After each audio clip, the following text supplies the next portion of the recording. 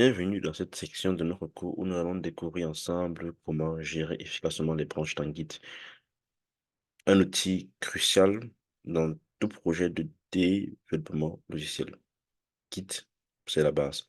Alors, les branches vous permettent de travailler sur différentes fonctionnalités ou corrections sans perturber la base de code principale. Commençons par apprendre à créer des branches. Il existe plusieurs commandes Git pour créer des branches, chacune avec ses particularités. On va commencer par la commande que moi j'aime tant, git checkout.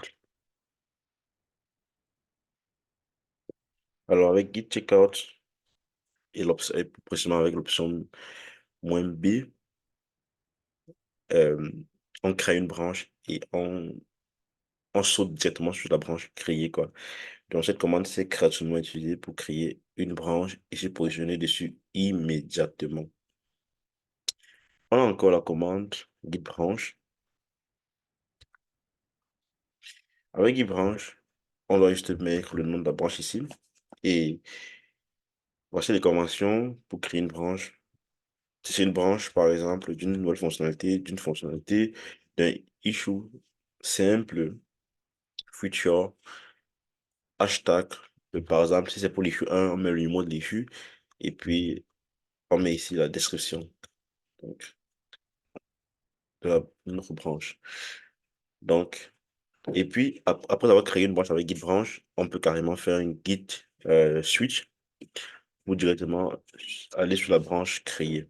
Donc là, c'est faire une git switch, c'est pour aller sur la branche créée. Alors, on va sans plus tarder créer notre branche. Donc, on va créer carrément, ici, on va créer notre branche pour l'ajout des miniatures avec git checkout. Donc, je vais effacer ça.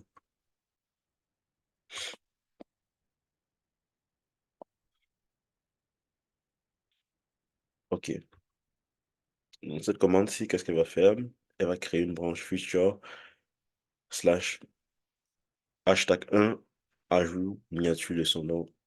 On peut très bien remarquer que 1, c'est pour préciser, OK, là, il s'agit de l'issue 1. Là, j'appuie sur Entrée. Et là, on peut très bien voir qu'est-ce qu'on remarque. On était d'abord sur la branche main. Maintenant, nous sommes sur la branche feature. Hashtag 1, ajout miniature. Maintenant, étant sur la branche, ce qu'on peut faire, c'est on peut carrément, directement, réellement ajouter les miniatures. J'ai préparé quelque chose pour vous. On va ajouter des miniatures. Et après, on va faire git add. Donc, git add. Et à la suite, on prépare aussi un commit. Je vais aussi vous donner une astuce pour bien committer. Alors maintenant, on peut très bien voir ici, qu'est-ce que j'ai mis? Git commit avec l'option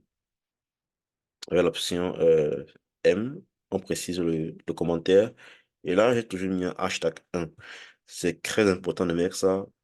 Si vous voulez, par exemple, qu'un collaborateur, après avoir fait un commit, il peut voir, OK, il s'agissait de quel issue aussi. Quelle est la fonctionnalité qu'il a essayé d'implémenter? C'est clair, avec il pourra lire, mais c'est aussi bien parfois d'aller encore et lire la description de l'issue pour, pour voir de quoi il s'agissait, quoi. Donc, on va appuyer sur Entrée. On peut bien voir que là, j'ai ajouté des miniatures restantes. Et après, qu'est-ce qu'on fait? On fait un git commit. On fait un git push. Et là, s'il fait un git push comme ça, normalement, je dois préciser git push origin, nom de la branche. On peut bien voir ici que j'essaie par exemple de faire un git push. Qu'est-ce qu'on me dit? Que je dois faire ça.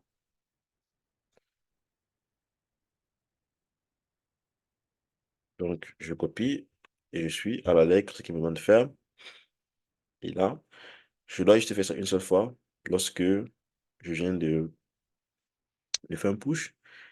Mais j'ai encore ici une indication qui me demande si je veux par exemple le faire ça de façon automatique. Alors, je dois configurer. Git et ajouter ça. Donc, je dois voir ceci, donc voir comment configurer ça de façon automatique. OK, maintenant, on peut très bien voir si on repart en ligne, donc si on revient en ligne et on actualise, allons au niveau de nos repositories et actualisons. Non, je pense que c'est actualisé. On peut voir ici, on a deux branches. Voici la branche où nous avons ajouté les miniatures. On peut très bien voir aussi ces miniatures qu'on a ajoutées. Si vous remarquez, il y a un hashtag ici. Et si je pointe dessus, ça me refait directement à notre issue. C'est important de mettre des hashtags. Ça aide vraiment beaucoup. Alors, c'était tout. Donc, on va dire vraiment maîtriser la création et la gestion des branches dans Git est une compétence fondamentale pour tout développeur. En utilisant les conventions de nommage cohérents pour vos branches, vous contribuez non seulement à l'organisation de vos dépôts, mais aussi à l'efficacité et la clarté de la collaboration au sein de votre équipe. Rappelez-vous, les bonnes pratiques de gestion des branches commencent par les conventions de nommage claires et se poursuivent avec une utilisation judicieuse des commandes Git. Alors, c'était tout pour cette vidéo. On se voit à la prochaine.